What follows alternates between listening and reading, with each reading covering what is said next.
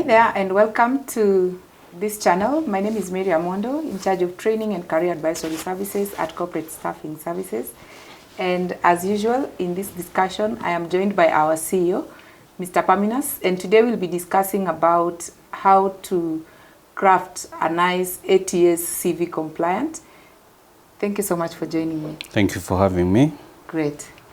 With regards to CV, yes, nowadays most organizations or companies focus more on using the ATS system. So a viewer might be wondering, what do we mean by an ATS system, and why is it important for job seekers to understand how it works? Good question, Mary. So when you talk about an ATS, ATS stands for Applicant Tracking System or software. So just like any other industry, even the job search and the HR industry, it's going through, a technological revolution where a lot of things now are automated. So when it comes to now that aspect of selection, job advertising, you find that now more and more employers and recruiters, they're relying on systems. To do what?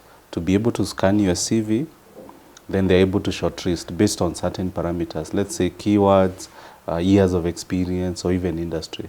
And then they rank you. So in the olden days where you had, let's say, 1,000 CVs, someone had to go manually looking through each application. And sometimes by the time they go through up to their 100 application and they've gotten a shortlist, they may not see a need to proceed. So you might find even candidates who are qualified who are missing out. But now because it's the system doing it, so you'll find, Mary, if the system scores you number one, you'll appear as number one. So in order of you meeting the criteria that has been set out by the employer. Yeah. So it's the way the world is evolving. So where now we see the application of technology when it comes to HR, when it comes to job search, when it comes to the recruitment and selection aspect. Yeah. Yeah, and speaking from a recruitment point of view, there is this research that has been found out that 75% of CVs do not really, that have passed through the ATS system, do not really get to reach the recruiter's desk or hands. Yeah. So how, maybe you can provide some tips on how to write an ATS optimized CV. Yes, Mary, considering now that this is the future now, it's important for professionals to be up to date. And there are two ways I look at an ATS, or if you're applying for a job, there are two ways you might encounter an ATS. So number one, someone might ask you to fill your details. So I've seen this with many of the international organizations, the UN, the World Bank of this world. They'll ask you, Mary, give us all your details. So you go type in. Yeah.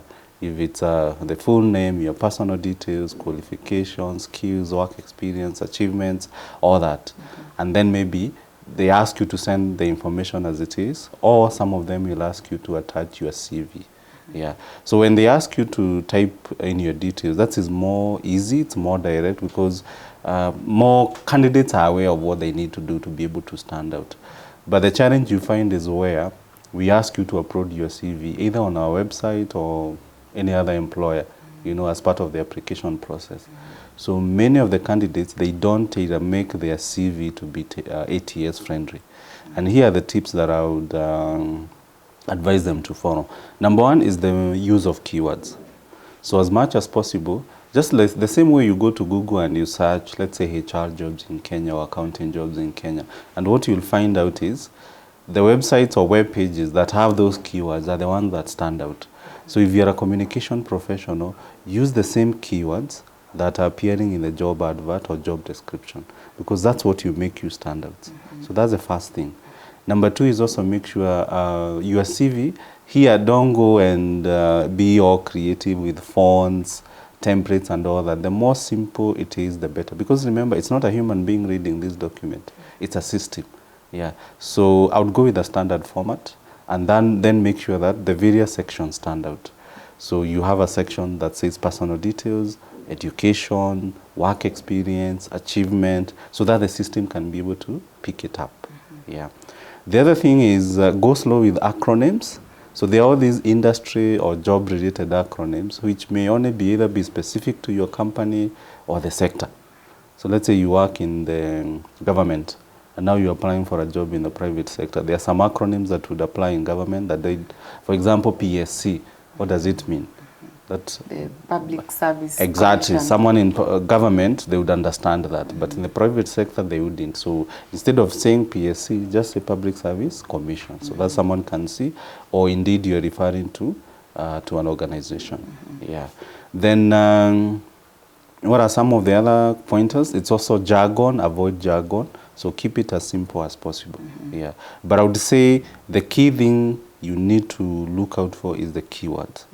And then the formatting of the CV. The more simpler it is, the better. And the more keywords you use that align to what an employer is looking for in the job description or advert, the better you'll be. And that is why most of the professionals who come to us for CV writing service, that's where we're able to help them. Yeah, especially if the job requires an ATS-friendly CV. Yeah.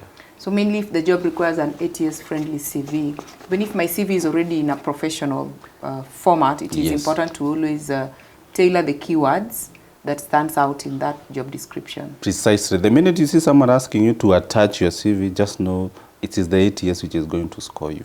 Or the minute someone tells you to fill a form, don't just go to your CV and copy paste. No, no, no. The approach should be very different. Yeah. Great. Thank you so much for sharing with us. You're welcome. As you have heard, CV is the first document that gets into the recruiter's attention. And it being passed through the ATS system requires it to be compliant to some of the keywords that relate with that particular role that you're being interviewed for, and even that industrial space. So we encourage you to click on the link below so that you're able to get more tips with regards to how to ensure you have a professionally done CV. We equally come in handy to help you tailor your CV to match the ATS system requirements. We look forward to seeing you in the next video. Thank you so much for watching.